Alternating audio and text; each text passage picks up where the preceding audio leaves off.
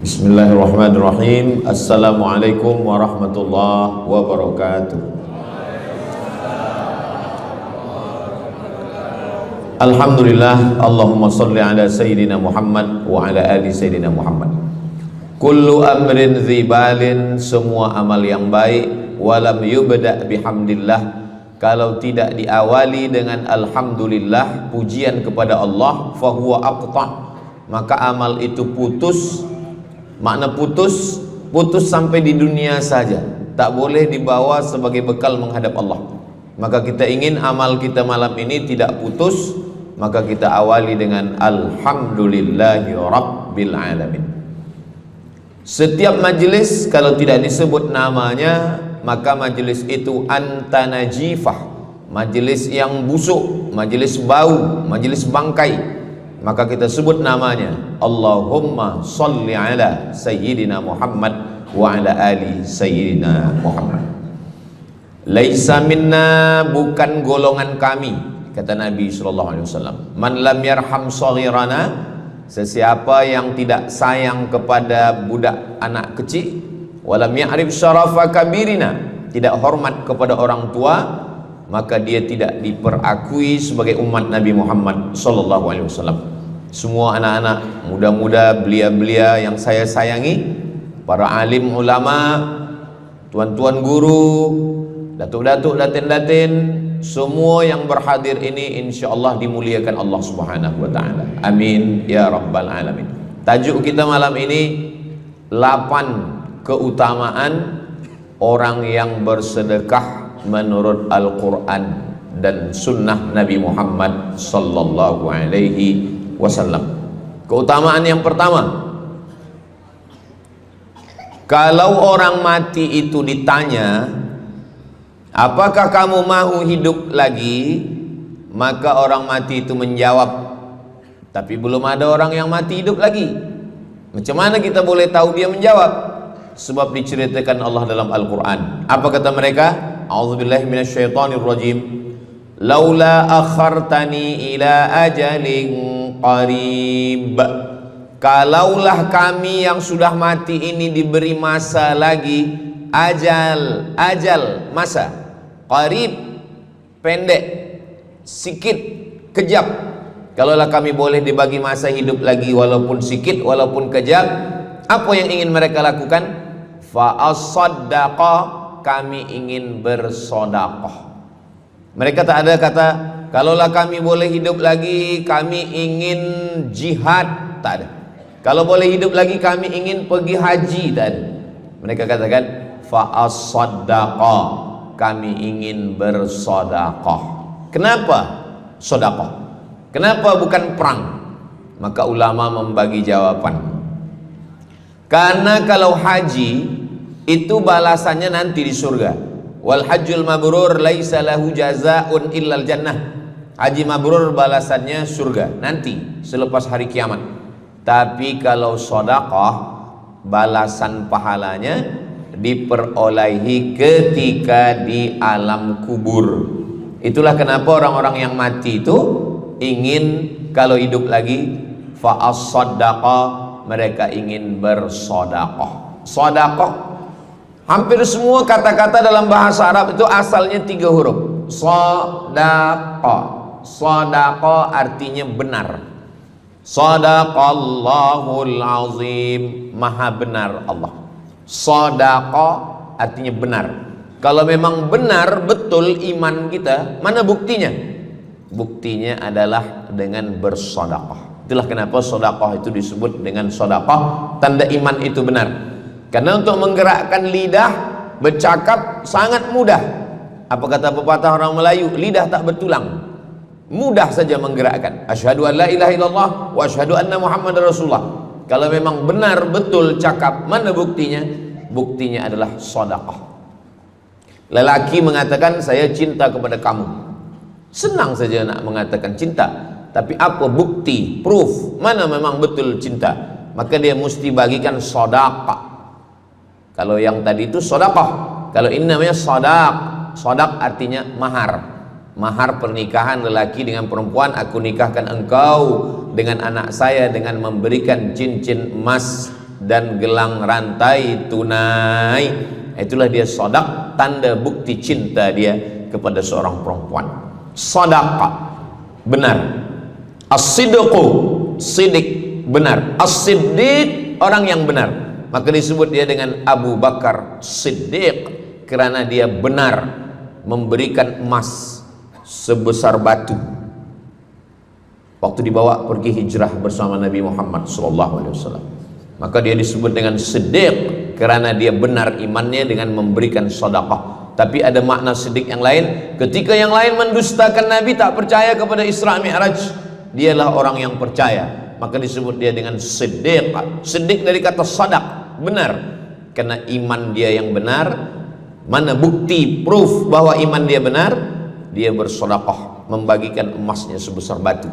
Nama dia Abu Bakar Siddiq. Nama ayah dia Abu Quhafah. Ayah dia tak Islam. Apa kata ayah dia? Habislah emas Abu Bakar itu dibawa Muhammad sallallahu alaihi wasallam. Anak Abu Bakar itu namanya Asma. Asma, mana emas ayah kamu? Dah habis dibawa Muhammad. Dia benci betul dengan Nabi Muhammad. Datang Asma, dia ambil batu, dia masukkan ke dalam kain. Kata Asma, emas ayah tu masih ada dalam kain, Datuk. Lalu Abu Quhafah memegang. Abu Quhafah ni buta, dia tak nampak. Oh ya, masih ada lagi. Rupanya emas itu sudah dibawa hijrah bersama Rasulullah sallallahu alaihi wasallam. Makanya kata Nabi, "Lau anfaqa ahadukum mithla Uhudin zahaban." Seandainya ada di antara kamu yang boleh berwakaf emas walaupun sebesar Bukit Uhud. Bukit Uhud itu panjangnya 7 km. Seandainya ada di antara kamu yang boleh berwakaf emas sebesar Bukit Uhud, itu tak sampai setengah tapak tangan Sayyidina Abu Bakar Siddiq. Kenapa? Sebab kalau sekarang ada orang bersedekah banyak, memanglah sekarang sudah aman.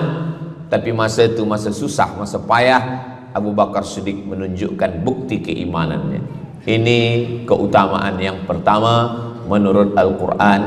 Kenapa orang bersedekah? Karena orang-orang mati, kalau dia boleh bagi tambah umur hidup lagi, mereka berkata, fa'as-saddaqa, kami ingin bersedekah. Itu yang pertama. Yang kedua, sampai berapa nih? Sampai 8. Tadi saya dibagi tahu Ustadz sampai 8. Atau tak pun sampai 8, kalau dah habis 60 menit habis. Yang kedua, idzas sama'um fatarat, langit terbelah. Wa idzal kawakibun tasarat, planet bertembung, berjatuhan. Wa idzal biharu fujirat, lautan diletupkan, tsunami namanya. Wa idzal quburu bu'athirat, semua yang dikubur dibangkitkan. Selepas itu kita pun bangkit dari kubur. Innama amruhu idza arada syai'an ayyaqula lahu kun fayakun. Bila kita bangkit, tak ada atap, tak ada dinding, tak ada pokok kayu. Semua gunung-gunung macam bulu kambing dihembus angin. Wa takunul jibalu kal ihnil manfush, macam bulu kambing dihembus angin. Di mana kita bernaung? Di mana kita berlindung? Kata Nabi sallallahu alaihi wasallam. Ini yang kedua. Kullu mri'in tahta zilli sadaqatihi, orang akan bernaung di bawah sedekah.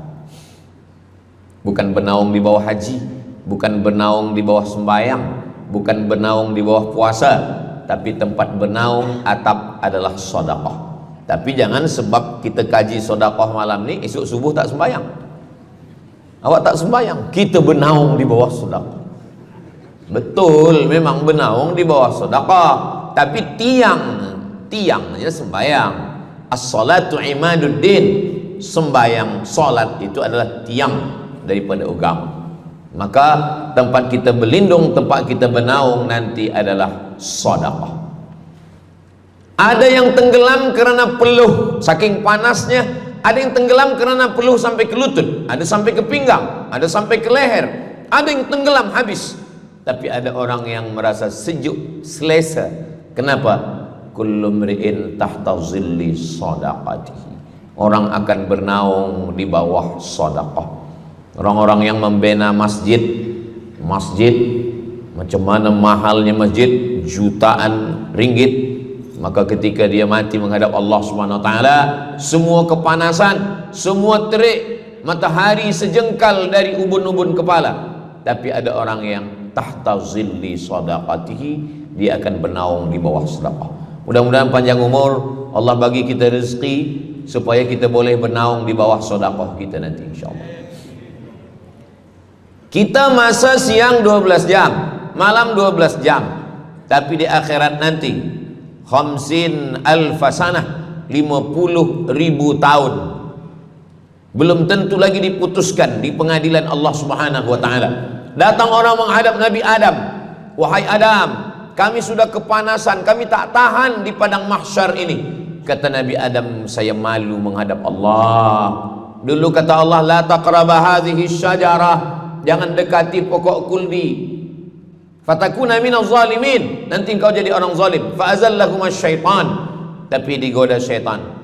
Lalu kemudian Nabi Adam bertaubat. Doa yang paling tua doa Nabi Adam, Rabbana zalamna anfusana wa illam taghfir lana wa tarhamna lanakunanna minal khasirin.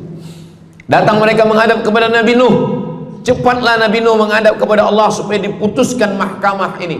Kata Nabi Nuh, saya malu menghadap Allah. Anak saya Kan'an, masa saya panggil, ya bunayya, wahai anak saya Kan'an, irkam ma'ana, ayo mari naik ke atas perahu sampan ayah. Apa kata Kan'an? Sa'awi ila jabali ya'simuni minal ma, saya naik sampan, saya naik ke atas bukit, saya akan selamat. Rupa-rupanya hujan 40 hari 40 malam, tenggelam. Kita belum lagi 40 hari 40 malam, baru 2 hari buaya dah naik ke jalan. Macam mana 40 hari 40 malam? Maka saat itu, saat anaknya Kan'an akan tenggelam, apa kata Nabi Nuh? Ya Rabbi, ya Allah, inna bni min ahli, itu anakku ya Allah. Allah marah. Apa kata Allah? Innahu laisa min ahlik, dia bukan anakmu. Innahu amalun ghairu salih, karena amal dia tak baik. Nabi Nuh malu menghadap Allah. Datang mereka kepada Nabi Musa alaihissalam. Kata Nabi Musa, saya pun malu menghadap Allah kerana perbuatan Bani Israel, umat saya jahat. Mereka datang menghadap Nabi Isa. Kata Nabi Isa, saya malu menghadap Allah kerana mereka menyembah saya selepas saya meninggalkan mereka. Pada akhirnya mereka datang menghadap Sayyidina wa Maulana wa Syafi'ina Muhammad sallallahu alaihi wasallam. Hanya Nabi Muhammad lah yang berani menghadap Allah. Sebab apa? Sebab dia umatnya. Maka walaupun kita umat yang paling kecil, umur paling pendek, badan paling tidak bertenaga, tapi kita adalah umat yang pertama nanti yang akan diputuskan perkara, dan kita adalah umat yang pertama akan masuk ke dalam surga Allah Subhanahu wa ta'ala. Maka banyak mereka yang ingin menjadi umat Nabi Muhammad. Bahkan Nabi Musa pun ingin menjadi umat Nabi Muhammad sallallahu alaihi wasallam. Masa Umar bin Khattab datang membawa lembaran-lembaran Taurat, Nabi berkata, apa itu wahai Musa? Taurat. Nabi Muhammad SAW memanggil, mari Taurat. Lalu Nabi Muhammad mengkoyak. Apa kata Nabi? Lau kana Musa hayyan ma wasa'ahu illa iyattabi'ani. Kalaulah Musa masih hidup, dia pasti akan ikut saya. Dan itu betul pada peristiwa Isra dan Mi'raj.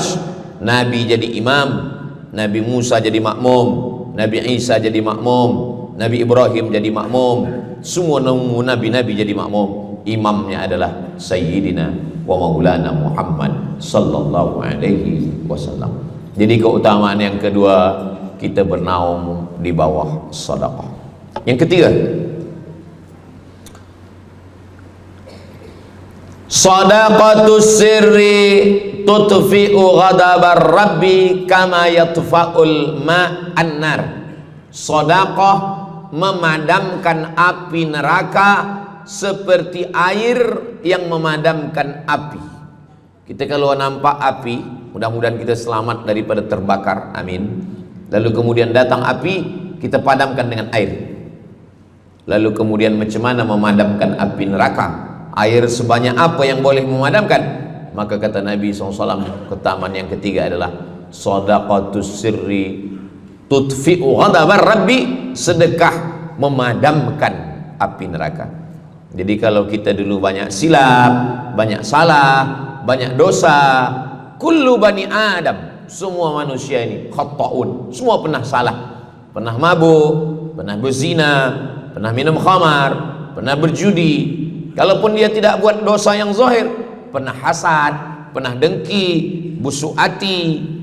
Maka ketika itu macam mana memadamkan murka Allah dengan istighfar, memadamkan dengan sembahyang, solat, sunat, taubat. Ada satu cara lagi. Dengan cara apa? Memadamkannya dengan sedekah. Tudfi'u ghadabar rabbi, memadamkan murka marah Allah Subhanahu wa taala, padam dengan sedekah. Tapi tentu saja sedekah yang ikhlas kerana Allah Subhanahu wa taala. Datang seorang yang sudah banyak dosa menghadap Nabi, menghadap pendeta Yahudi. Wahai pendeta Yahudi, saya ini banyak salah, banyak dosa. Saya sudah membunuh 99 orang. Apakah mungkin Tuhan mengampunkan dosa saya?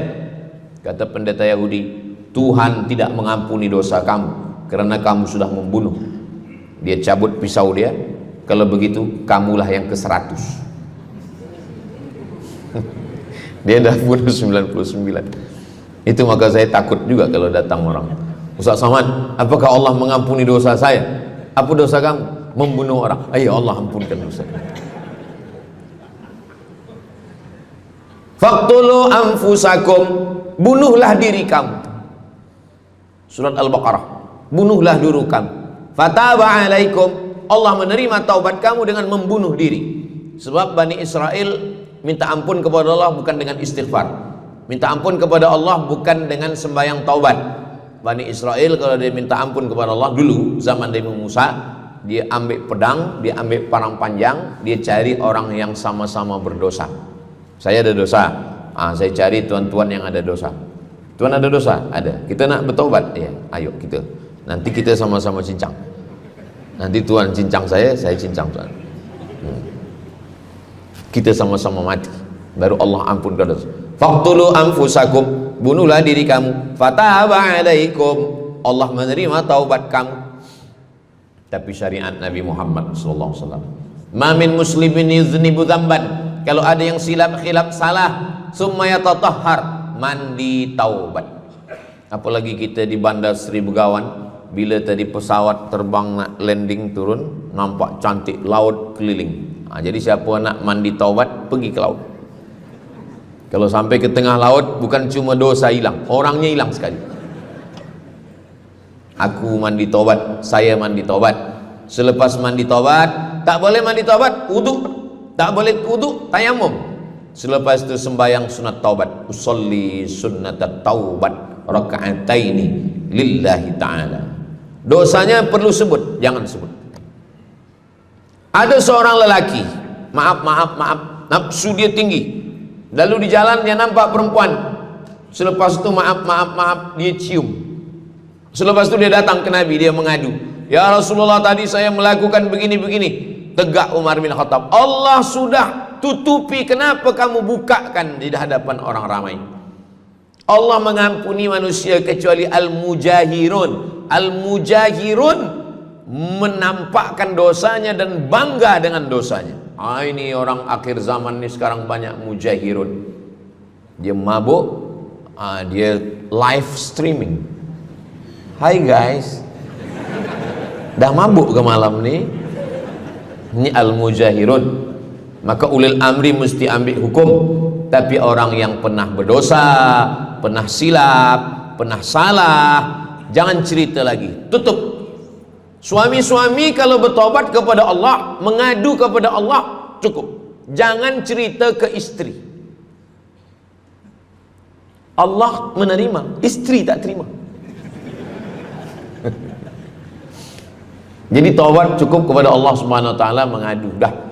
Bangkit tahajud malam minta kepada Allah. Jangan suara kuat-kuat. Cukup. Sebab tidak semua kejujuran boleh diterima orang lain. Tak semua perempuan boleh menerima kejujuran. Sakit hati dia. Allah Subhanahu wa taala Maha Pengampun. Selepas itu kemudian wa asbi'is sayyi'atal hasanata, dosa-dosa silap khilaf masa lalu bagaimana menutupinya? Hasanata, perbuatan baik. Sembahyang baik, sholat baik, tapi ada yang paling baik. Apa dia? Shadaqatus sirri, memperbanyak sedekah, sedekah, sedekah. Memadamkan murka Allah seperti api dipadamkan oleh air. Marah itu adalah kobaran dari api neraka. Bila kita sedang marah, itu adalah api neraka lahab. Lahab itu artinya berkobar. Lahab pakai ba, lahab. Sebab saya pernah juga lalu di satu jalan, ada rumah makan, restoran Abu Lahab, pakai P, lahab, mungkin lahab, makan lahab. Allah Subhanahu wa taala memadamkan murkanya. Inna rahmati sabaqat ghadabi, rahmatku lebih cepat daripada murkaku. Memang Allah marah, tapi ketika dia berbagi kepada orang lain, dia tutupi dosanya di masa yang lalu. Syarat taubat 3. Yang pertama, an-nadamu fil qalbi, menyesal dalam hati. Yang kedua, al-iqraru bil lisani, nyatakan dengan lisan, astaghfirullahalazim. Yang ketiga, al-itmaru alla ya'uda ilaihi abadan, tekad saya tidak akan buat lagi sampai mati. Namanya taubat nasuha. Nasuha, 3 huruf. Nasoha artinya menyaring madu. Datang orang memanjat pokok kayu, dia ambil parang panjang, dia potong sarang lebah jatuh ke bawah, disaring dengan kain tipis, lalu kemudian tersangkut di atas kain. Lilinnya tersangkut, lebahnya tersangkut, anak lebah tersangkut, rantingnya tersangkut, dahannya tersangkut, maka keluarlah madu. Itu bahasa Arabnya namanya nasuha. Apa makna nasuha? Menyaring dosa-dosa sehingga yang tinggal hanya amal soleh, yang sampah-sampah tersangkut. Sekarang susah nak minum madu yang asli, banyak palsu. Macam mana Ustaz, saya ni suka spesihat minum madu, apa tanda madu ni asli? Bawa pulang ke rumah, kalau istri marah itu asli.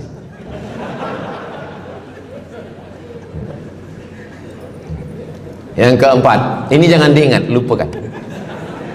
Yang keempat, apa itu keutamaan sedekah? Kata Nabi sallallahu alaihi wasallam, as-sadaqatu, sedekah itu tadfa'u mitatasu, menolak mati su'ul khatimah. Tak ada guna amal elok baik kalau mati dalam keadaan su'ul khatimah. Kita selalu berdoa, Allahumma khtim lana bihusnil khatimah. Maka cara untuk menolak mati su'ul khatimah ini adalah dengan cara sedekah.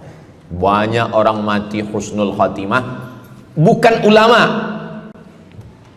meninggal di dalam Masjidil Haram sedang pakai ihram, selepas tawaf di belakang makam Ibrahim ketika sedang sujud terakhir. Itulah mati yang paling indah. Dalam wudhu sedang sembahyang, di sujud terakhir dalam tanah haram, dalam Masjidil Haram, di belakang makam Ibrahim. Meninggal, dibawa jenazah balik. Orang datang bertanya kepada ibunya, dia masih pemuda belia, apakah dia ulama? Dia bukan ulama.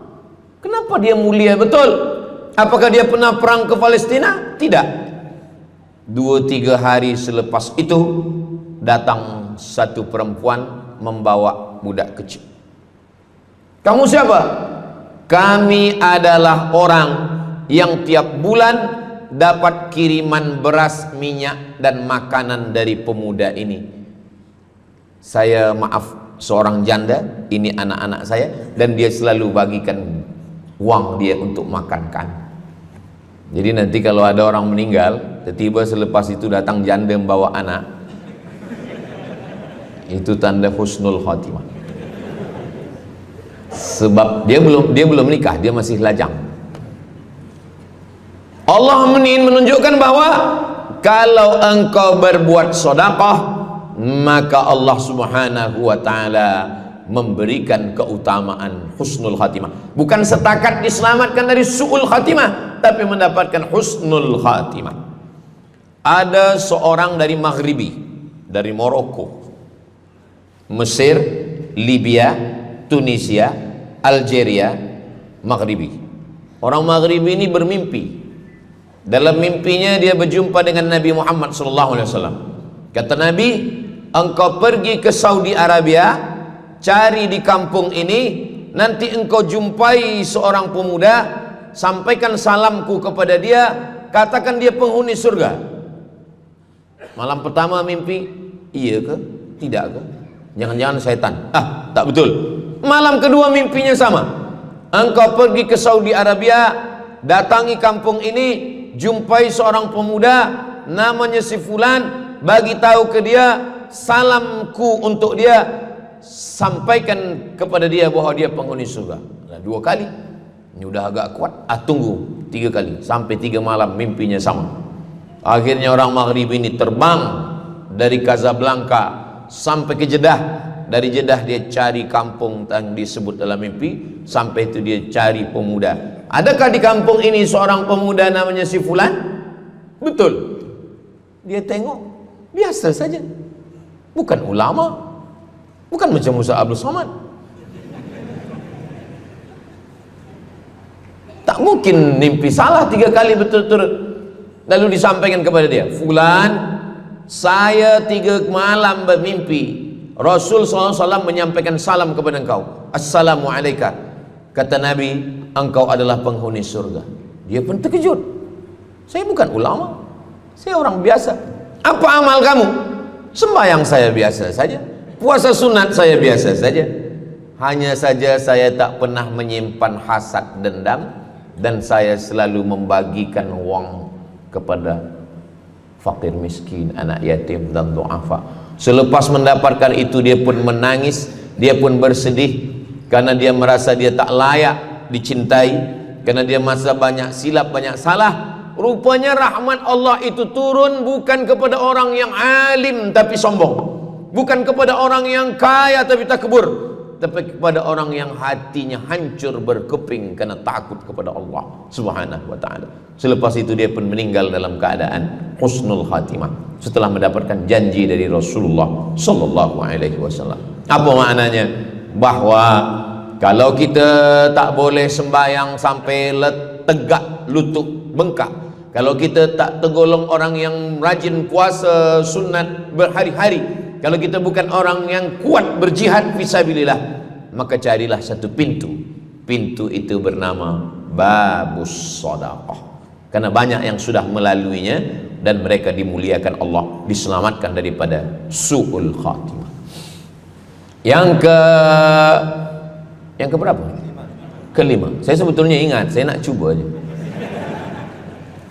Kalau jamaah masih ingat, itu maknanya mereka masih konsen lagi, masih sedar. Kalau dah terserah Ustaz lah nama berapa, kami pun dah nak balik ke dalam.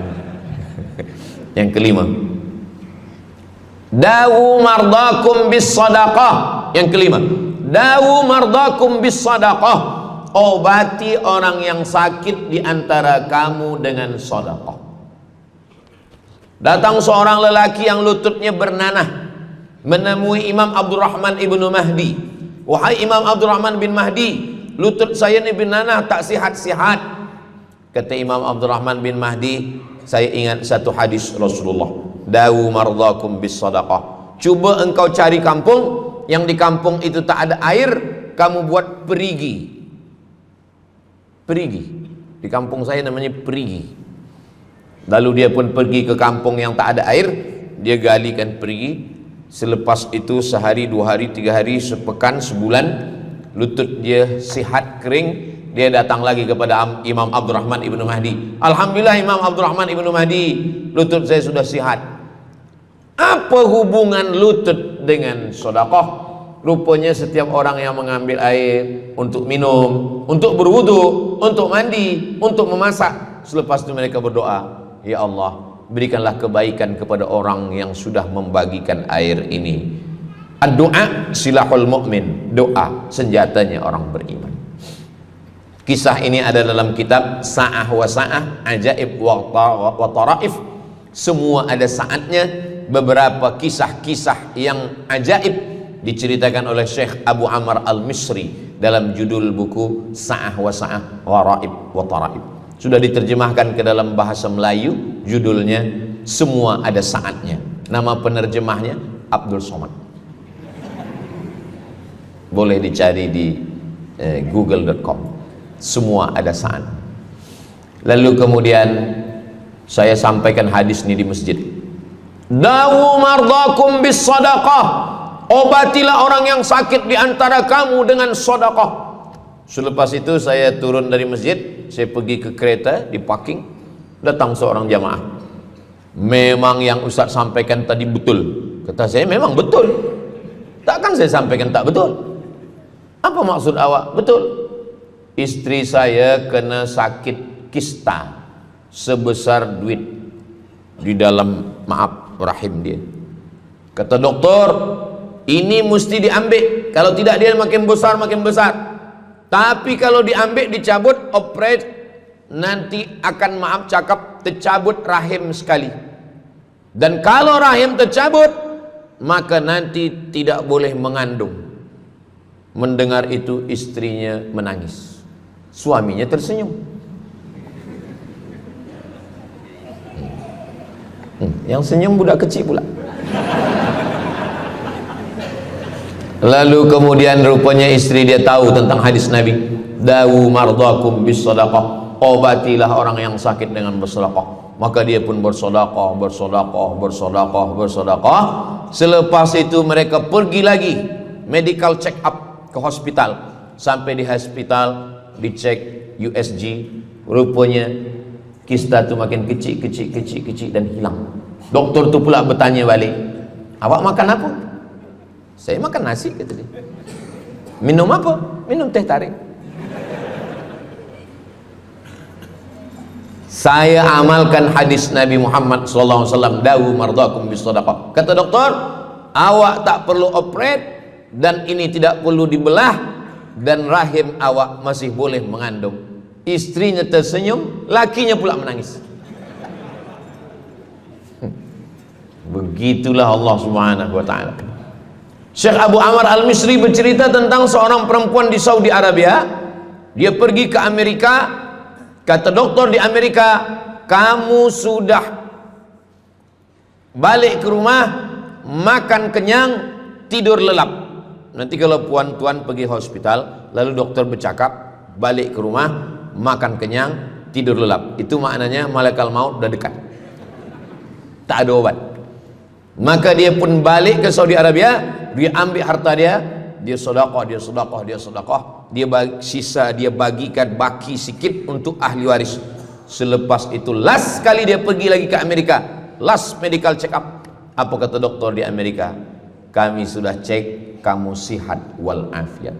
Banyak sekali orang-orang yang diberikan Allah Subhanahu wa taala keutamaan dengan sedekah, mukjizat bahwa Nabi SAW sudah meninggal dunia, tapi mukjizatnya masih ada sampai akhir zaman ini. Di antaranya adalah dawu mardakum bis sadaqah. Obatilah orang yang sakit di antara kamu dengan bersedekah. Yang ketujuh, yatsba'ul mayyita salasun. Yang mengiringi mayat orang mati ke liang lahat ada tiga. Yang pertama, mal. Bahasa Arabnya mal. Orang kita menyebut mall.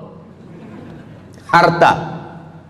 Yang mengiringi manusia ke liang lahat, yang pertama maluhu, harta. Yang kedua ahluhu, istri, anak, menantu, kawan, jiran, sahabat. Yarji'usnani, yang dua ni balik ke rumah. Anak balik, istri balik, kereta balik, semua balik. Wa yabqa wahidun, yang kekal hanya satu. Apa dia? Yang kekal hanya satu, itulah dia sedekatuh.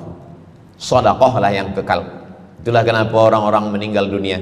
Kita di atas dunia ini, kata Nabi, baina sittin wa sab'in. Kita hidup di atas dunia ini antara sittin 60, sab'in 70. 60, 70, 60, 70. Kalau umur 30, ada berjumpa jamaah umur 30 yang dia soal, dah berbini kah? Dah bini? Belum. Oh. Awak dah menikah? Belum. Apa belum nikah lagi? Kejap lagi Ramadan. Takkan jaga subuh? Macam mana nak sembahyang? Macam mana nak sahur? 30. Bila 40, soalan sudah berubah.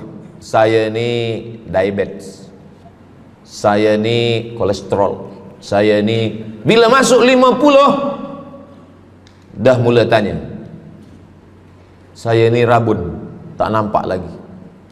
Bini pun kadang tak nampak. Bini orang nampak. Bila 60, mendengar tazkirah Ustaz Somad, kunci satu, jangan tersinggung. Ada beberapa jamaah tersinggung, balik meninggal. Bukan karena tersinggung, memang ajal dah sampai. Jadi Ustaz umur berapa? Saya lahir 18 hari bulan Mei 1977. Umur rasa 27. Umur ini bukan masalah angka, tapi masalah rasa. Semua yang hadir uban, semua yang hadir banyak uban, semua yang hadir malam ini muda. Mana muda lagi Ustaz? Kami dah tua. Ini bukan orang tua, ini orang tua yang terjebak di tubuh pemuda. Ini semua pemuda-pemuda. Siapapun yang sembahyang ke masjid, siapapun yang berjamaah, maka dia muda. Siapapun yang tidur di rumah tak sembahyang, dia sudah tua. Lautan kan kuseberangi, gunung kan kudaki, masjid kulalui. Ini orang tua semua. Jadi tua dan muda itu bukan masalah usia, bukan masalah umur, tapi masalah perasaan kita. Saya kalau ditanya orang, umur Ustadz berapa? Qamariyah apa Syamsiah? Muharram Safar apa Januari Februari? Jadi masalah umur ini insyaallah kita semua dibagi Allah kesihatan. Amin ya rabbal alamin. Yang sakit-sakit diangkat Allah penyakitnya. Amin. Jadi kata Nabi SAW, semuanya tinggal, wa yabqa wahidun, yang tinggal hanya satu, wa amaluhu, di antara amal adalah sedekah. Itu yang ketujuh. Nabi meninggal umur 63 tahun. Abu Bakar Siddiq 63 tahun. Imam Syafi'i lahir 150, meninggal 204. Imam Syafi'i lahir di Gaza, Palestina. Semoga Allah menolong saudara kita di Palestina. Imam Syafi'i lahir di Palestina, di Gaza 150 Hijrah. Meninggal di Fustat, Kahirah, Mesir 204. Imam Syafi'i umurnya hanya 54 tahun. 50, muda. Tapi Imam Syafi'i berada di alam barzah 204, sekarang sudah 1447, 1447 tahun. Apa maknanya? Berarti Imam Syafi'i di alam kubur sudah 1200 tahun. Soalan, lebih lama di atas tanah atau di dalam tanah? Lebih lama di alam barzah. Di alam rahim 9 bulan 10 hari. Di alam dunia 63 tahun. Kalau sampai di alam kubur menunggu hari kiamat. Imam Syafi'i sudah 1200 tahun. Tapi setiap detik, setiap menit, setiap jam, dari maghribi sampai ke Nusantara, semua orang menyebut nama Syafi'i, Syafi'i, Syafi'i, Syafi'i. Setiap kampung ada nama orang Syafi'i, setiap kawasan ada nama orang Syafi'i. Begitulah mulianya Imam Syafi'i. Kita, seandainya kita mati, berapa lama lagi kita di alam barzah? Dulu ada yang mengatakan kiamat 2012, rupanya tak jadi. Kan ada filmnya, kiamat 2012, Steven Spielberg.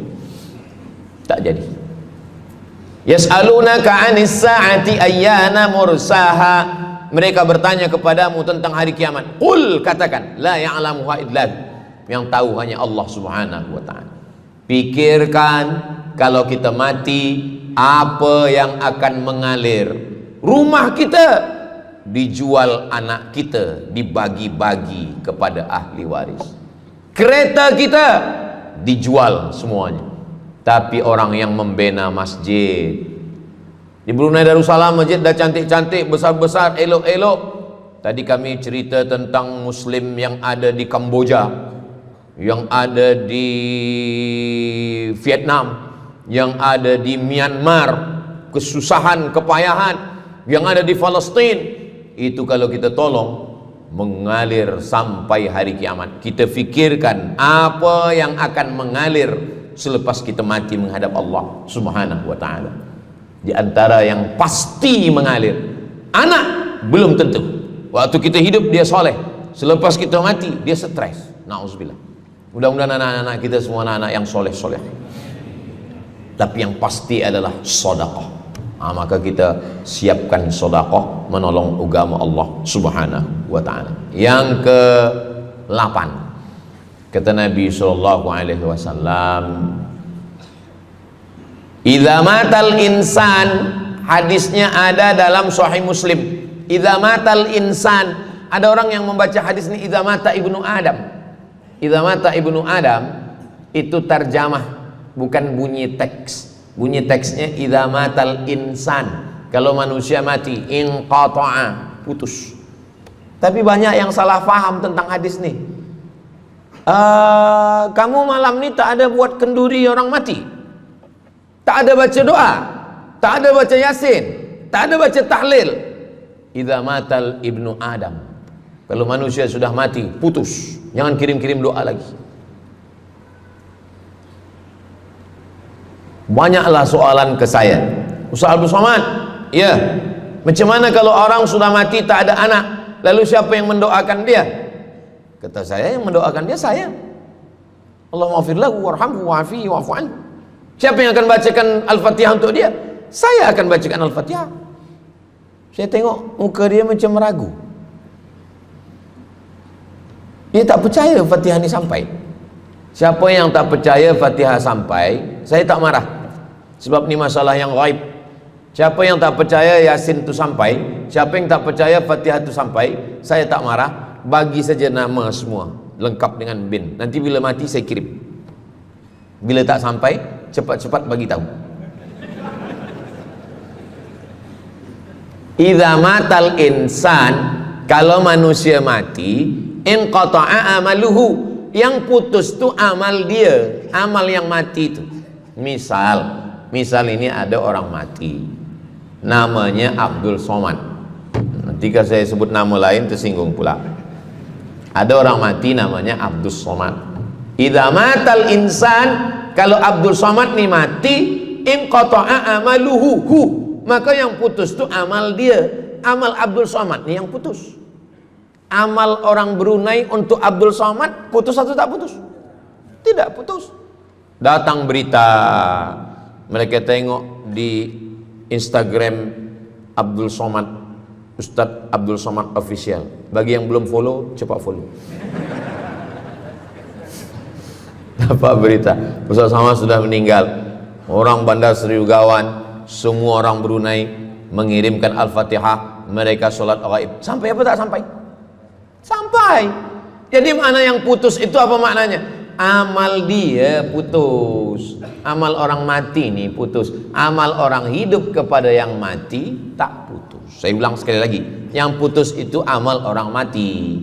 Amal orang mati putus. Apa maksud amal orang mati putus? Kepada muslimin muslimat, sila datang ke masjid yang akan membagi tazkirah almarhum Abdul Somad. Itu putus. Mana boleh tazkirah lagi? Orang mati itu amalnya putus, tapi amal orang hidup untuk orang mati tidak putus. Kalau memang putus, kenapa ada amalnya yang tak putus? Ada amal dia yang tak putus. Ini Abdul Somad mati dia, amal dia semuanya putus, tapi ada amal dia yang tak putus. Pertama, shadaqatun jariyah. Sedekah itu kan amal dia, tak putus. Sedekah dia bina masjid dia, sedekah dia tahfiz Quran. Budak-budak tahfiz Quran itu menghafal Quran, jadi tuan guru, punya murid, punya pondok, maka tak putus amal dia, tapi tak putus. Yang kedua, ilmun yuntafa'u bih, mengajar dia, diamalkan orang, tak putus. Waladun solihun, anak soleh. Anak soleh itu maksudnya, anak soleh itu kan amal dia. Nah, itu yang banyak orang yang tak paham. Macam mana amal soleh, macam mana amal soleh itu amal kita? Macam mana anak soleh itu amal kita? Kalau istri, mohon maaf, kalau istri awak cuma awak tengok saja, apakah mungkin dia hamil? Itu dah payah betul dah menjelaskan. Maknanya anak kita itu amal kita. Maka kalau kita mati, dia tetap mengalir. Bukan berarti doa orang lain tak sampai. Ini banyak orang salah faham. Selepas orang meninggal, tak usah baca doa lagi, tak usah Allah maafir lahu lagi, tak usah baca Yasin lagi, tak sampai. Maksud putus itu, amal orang mati itu putus. Kalaulah putus amal orang hidup kepada orang mati, tak ada sholat jenazah. Nanti kalau ada orang mengatakan, tak usah baca doa, kita udah putus semua, nanti bila dia mati, jangan sembayangkan. Sebab sembahyang jenazah itu kan amal orang hidup untuk orang mati. Allahu Akbar, Allahu Akbar, Al-Fatihah, Allahu Akbar, salawat, Allahu Akbar, Allahumma maghfir lahu warhamhu wa'afihi wa'fu anhu, Allahu Akbar, Allahumma la tahrimna ajrahu wa la taftina ba'dahu waghfir lana wa lahu wa li ikhwanina alladhina sabaquna bil iman wa la taj'al fi qulubina ghillan lil ladzina amanu rabbana innaka ra'ufur rahim. Empat itu sampai, Al-Fatihah sampai, doa sampai, Al-Fatihah sampai, solawat sampai, doa takbir 3 sampai, doa takbir 4 pun sampai. Itu maknanya amal orang hidup sampai, tapi amal orang mati putus. Apakah orang mati itu tetap beramal? Orang mati tetap beramal, tapi katanya putus. Yang putus itu amal wajib. Sholat wajib, tak wajib lagi. Puasa wajib, tak wajib lagi. Adapun amal yang tak wajib, makanya kalau ada suami yang tak mau amal wajib, suruhlah dia mati. Mana dalil ustadz bahwa orang mati tetap beramal? Waktu Nabi Muhammad SAW Isra Mi'raj, Nabi Isra Mi'raj, Nabi tengok Nabi Musa sholat di dalam kuburnya. Padahal Nabi Musa sudah meninggal. Itu menunjukkan orang meninggal pun beribadah, tapi ibadah dia tidak wajib lagi. Waktu sampai di Masjidil Aqsa, Nabi Ibrahim sholat, Nabi Musa sholat, Nabi-Nabi sholat, padahal mereka sudah meninggal dunia. Itu menunjukkan bahwa orang mati beribadah, tapi ibadahnya tidak wajib. Yang kita wajib ini hanya dari akil baligh sampai kita mati. Siapa yang wajib sembahyang? Akil baligh. Siapa yang wajib puasa? Akil baligh. Siapa yang wajib haji? Akil baligh mampu. Ada orang akil, ada orang baligh tapi tak akil. Umur 15 tahun, 20 tahun, 30 tahun, baligh, umurnya sampai tapi tak akil, tak ada akal. Rufi'al qalam, kertas, pena. Pena dia terangkat, tak mencatat. Ada 3 orang yang penanya tak mencatat. Yang pertama, anis sobi hatta yahtalim, budak kecil sampai dia mimpi akil balik. Yang kedua, anin naim hatta yastayqiz, orang tidur sampai dia terjaga. Yang pertama, budak kecil sampai akil balik. Maka kalau nak nakal waktu kecil itulah. Menyesal saya Ustaz, waktu kecil dulu baik-baik. Yang kedua, anin naim hatta yastayqiz, orang tidur sampai dia jaga tidur. Makanya kalau nak buat dosa waktu tidur. Ada seorang suami tidur, selepas itu dia terjaga, dia katakan ke istri dia, Adinda, buah hati belayan jiwa, siang dan malam terbayang-bayang, makan tak kenyang, tidur tak lelap. Abang bermimpi malam tadi. Mimpi apa? Mimpi berbini lagi. Kata istri dia, engkau tidur lagi, mimpi lagi, ceraikan dia. Macam mana nak tidur lagi? Begitulah, tapi perempuan ini tak ada di Brunei, di kampung saya. Sini baik-baik. Orang tidur, dia tidak boleh dihukum, sebab mimpi kita tak boleh buat-buat. Anil naim hatta yastayqiz, orang tidur sampai dia jaga tidur. Anil majnun hatta yafiq, orang gila sampai sehat. Orang gila tak diambil hukum, tak wajib sembahyang, tak wajib puasa. Itu maka kadang isteri kalau ada lelaki tak sembahyang, abang ni gila ke? Kata. Aku tergila-gila dengan kamu sayang. Jadi siapa yang wajib? Macam mana dengan orang yang pikun, hilang ingatan? Hilang ingatan bila dari mula zuhur azan sampai waktu asar habis, ingatan dia hilang, maka dia tak wajib sembahyang. Tapi bila dia ingat sekejap, dia wajib lagi. Itu pula masalahnya Ustaz. Laki saya ni hilang ingatan waktu sembahyang je. Lepas tu ingat balik berakal. Kata orang kalau sudah tua kita mengalami namanya demensia. Manusia demensia, amnesia. Amnesia tak ingat apa-apa, semua lupa. Itu maka kita bila nak pergi ke mana-mana guna helmet, sebab bila kepala ni terantuk lupa. Ada kawan saya, dia hafaz Quran 30 juz, ceramah tazkirah ke mana-mana, bawa kereta jatuh. Kata dia banyak ayat-ayat yang hilang, maka aku kalau sembahyang ayat pendek-pendek. Kata saya, bang, di kampung saya dulu kalau ada radio yang dah tua yang rosak, itu biasa kita pukul mau elok balik. Cuba antukkan sekali lagi, kata saya. Kata dia, aku takut kalau aku antukkan Fatihah ni pula hilang. Maka Islam ini datang menjaga 5. Pertama, menjaga akal. Tak boleh minum khamar, tak boleh guna khamar, narkotik. Menjaga diri, tak boleh bunuh diri.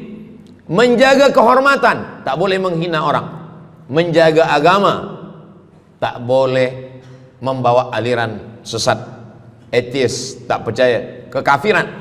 Menjaga harta, tak boleh ada mencuri, tak boleh ada dusta, tak boleh ada akad bohong, tak boleh ada tipu, tak boleh ada gharar, tak boleh ada zulm, tak boleh ada ghish. Man ghasyana falaysa minna, siapa yang menipu kami maka dia bukan golongan kami. Jadi berdasarkan 8 keutamaan ini, kalau ingat 8-8-nya alhamdulillah. Tak ingat 8, ingat 7, ingat 6, ingat 5, ingat 4, ingat 3, ingat 2, ingat 1. Satu pun tak ingat, innalillah. Tapi insyaAllah kita boleh ingat semua. Sebab apa? Sebab tazkirah malam ini direkodkan. Nanti boleh ditonton ulang di channel Ustaz Abdul Somad Official. Jangan lupa subscribe, like, share, and comment. Jamaah yang dimuliakan Allah Subhanahu Wa Taala, tadi saya mula pukul 8.15, sekarang sudah pukul 8.10. Jadi saya di mana-mana tazkirah memanglah 60 menit, 600 ml. Tapi rupanya botolnya kecil. Jadi sebenarnya setengah jam pun cukup. Jadi dari 8 tadi itu semua membagi kita semangat. Kalau ada orang yang mengatakan Islam ini agama yang menyuruh kita tak usahlah berniaga, tak usahlah bertanam kelapa sawit, tak usahlah bertanam kelapa, tak usahlah buka ikan, tak usahlah bertani. Sesungguhnya Islam ini agama yang menyuruh kita berusaha. Masuk masjid, Allah maftah li abwaba rahmatik. Keluar masjid, Allahumma inni as'aluka min fadlik. Kenapa keluar masjid minta rezeki? Sebab peniaga, pedagang, bisnismen dapat duit. Duitnya bukan untuk dunia, duitnya untuk akhirat. Jadi kalau ada orang mengatakan kereta tak dibawa mati, siapa kata kereta tak dibawa mati? Kereta boleh dibawa mati. Kereta yang macam mana? Kereta wakaf. Ada kereta 10 wakafkan untuk tahfiz Quran. Masa emak saya meninggal, berpesan dia, nanti kalau aku mati, tolong kuburkan aku di samping makam ayahku. Dari tempat saya, rumah saya ke kampung mak saya jauh, 10 jam naik kereta. Hospital tak nak bagi kereta ambulan. Maka selepas itu saya azam dalam diri saya, nanti kalau ada duit, kita buatkan kereta wakaf ambulan. Siapapun saja yang sakit meninggal, free. Alhamdulillah kami ada yayasan tabung wakaf umat namanya, 2 kereta ambulan sekarang. Siapapun yang sakit, free. Naik kereta ni free, syaratnya 2, sakit mati. Alhamdulillah, sesiapa saja datang boleh. Jadi saya rasa sakit hati dalam hati saya itu, saya mesti azamkan, tekadkan ini. Begitu juga dengan tahfiz, guru-guru, cikgu-cikgu, pelajar-pelajar, buatkan kereta. Begitu juga dengan rumah. Apa kata orang? Untuk apa bina rumah elok-elok, rumah besar? Rumah tak dibawa mati. Rumah boleh dibawa mati. Rumah yang mana? Rumah tahfiz Quran. Assalamualaikum. Waalaikumsalam. Ustaz Abdul Somad, betul, saya ada rumah Ustaz, 9 bilik, 2 aras, parking lapang. Rumah siapa? Tak tahu. Ini rumah siapa Tuan? Tuan Haji. Rumah saya. Tuan Haji di mana sekarang? Saya di Surabaya, Ustaz Abdul Somad. Rupanya dia dulu kerja kilang minyak di Riau, Sumatera. Lepas pencen dia balik ke Jawa. Jadi rumah ni saya nak wakafkan. Wakafkan sekarang kami buat rumah tahfiz Quran. Lagi petang, siang, malam orang hafaz Quran. Ini rumah boleh. Jadi kalau ada orang mengatakan tak usahlah cari harta banyak-banyak, harta tak dibawa mati. Harta dibawa mati dengan syarat diwakafkan, diinfakkan, disedekahkan. Yang paling tinggi zakat wajib. Di bawah zakat wakaf. Wakaf mesti ada 4. Orang yang berwakaf, orang yang menerima wakaf, harta yang diwakafkan, ada ijab dan qabul. Di bawah wakaf infak. Di bawah infak baru sedekah. Kenapa infak lebih tinggi daripada sedekah? Sebab infak adalah harta, sedangkan sedekah tak harta pun sedekah. Senyum itu sedekah. Makanya yang kalau ada box di depan masjid, box di tepi jalan, itu yang tepat ditulis box infak, jangan box sedekah. Sebab kalau box sedekah nanti orang senyum aja. Tabassumika fi wajhi akhika sedekah. Senyummu ke wajah saudaramu adalah sedekah. Tolong untuk dibaca Ustaz.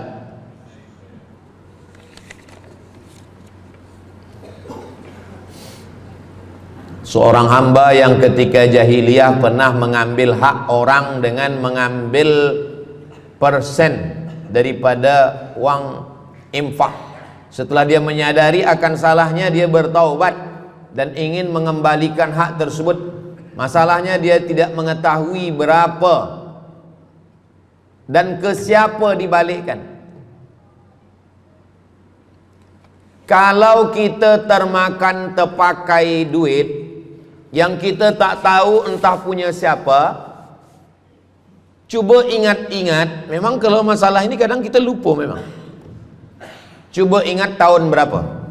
Sebab duit RM1 tahun 80 dengan 2025 tak sama nilainya, sebab ada inflasi ekonomi. Jadi coba ingat, tengok dengan harga emas. Tahun 80 berapa 1 gram emas? Tahun 2025 berapa? Maka hitungnya ke emas, bukan ke dolar, tapi kepada emas. Nah, selepas kita dapat harga emas, lalu kita balikkan. Misalkan tahun 80 100 ringgit itu 3 gram. Maka yang sekarang kita tidak balikkan 100 ringgit, tapi kita balikkan sekarang 2025 dengan 3 gram emas. Berapa harga 3 gram emas? Lepas itu kita balikkan. Kalau kita tak tahu orangnya di mana, anak cucunya, ahli warisnya tak tahu, maka kita serahkan kepada masalih ammah. Masalih ammah artinya kepentingan umum. Pendidikan tahfiz Quran, sekolah, tempat anak yatim, tempat duafa fakir miskin, ke masjid boleh. Tapi kalau kita bawa duit haram, duit tak jelas, kita serahkan saja. Datang, Tuan Guru bagi dah. Jangan sebut pula, Tuan Guru ni ada beberapa duit haram saya nak bagi ni. Serahkan saja. Begitu juga dengan orang yang menyimpan uang di bank yang bukan Islamic Bank. Syukran, jazakumullah khair. Lalu kemudian dia duduk di negeri yang tak Islam, lalu kemudian dia letakkan di bank yang tak Islamik, maka duit ini ada fawaid, ada bunganya, riba, haram. Kalau dia simpan di rumah dia takut hilang. Duit ini tak boleh dia makan, tak boleh dia belikan ke pakaian, tak boleh dia bagikan ke orang lain, maka dia serahkan kepada masalih ammah. Begitu kata Syekh Yusuf Al-Qardawi dalam kitab judulnya Fatawa Mu'asirah, fatwa-fatwa kontemporer, fatwa modern.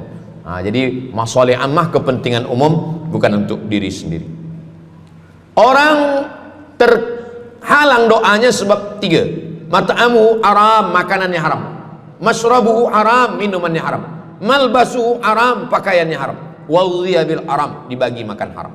Jadi kalau kita selamatkan, insya Allah Allah pun menyelamatkan kita semua. Mudah-mudahan Allah bagi kita, anak cucu kita rezeki, supaya kita boleh mengamalkan pintu sedekah ini. Salah satu pintu surga ada namanya babus sedekah. Orang yang masuk surga melalui pintu karena banyak bersedekah. Mudah-mudahan kita dan anak cucu kita termasuk dalam golongan itu insya Allah. Ala hadhihi niyyah al-Fatihah.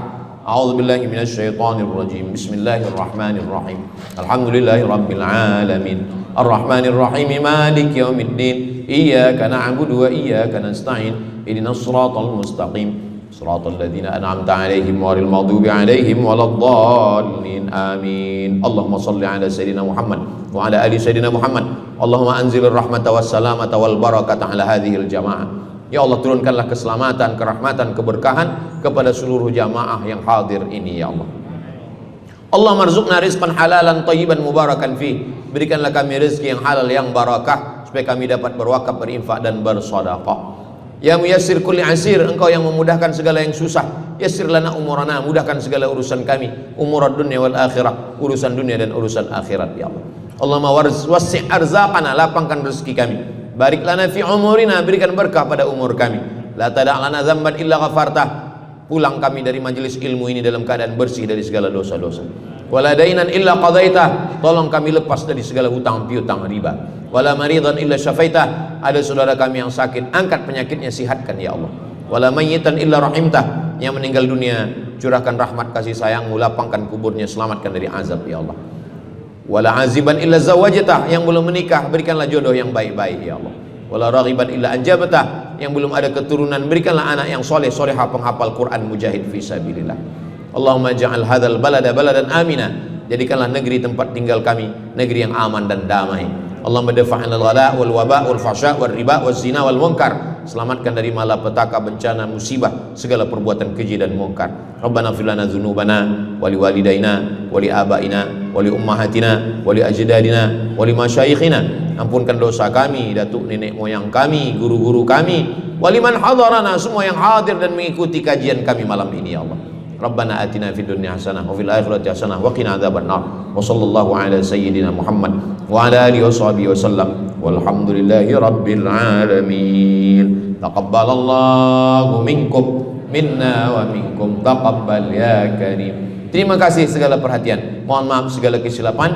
Aku qauli hadza astaghfirullah li wa lakum. Saya tutup dengan pantun penutup. Menangkap puyuh di Bukit Selasih. Thank you dan terima kasih. Wassalamualaikum warahmatullahi wabarakatuh.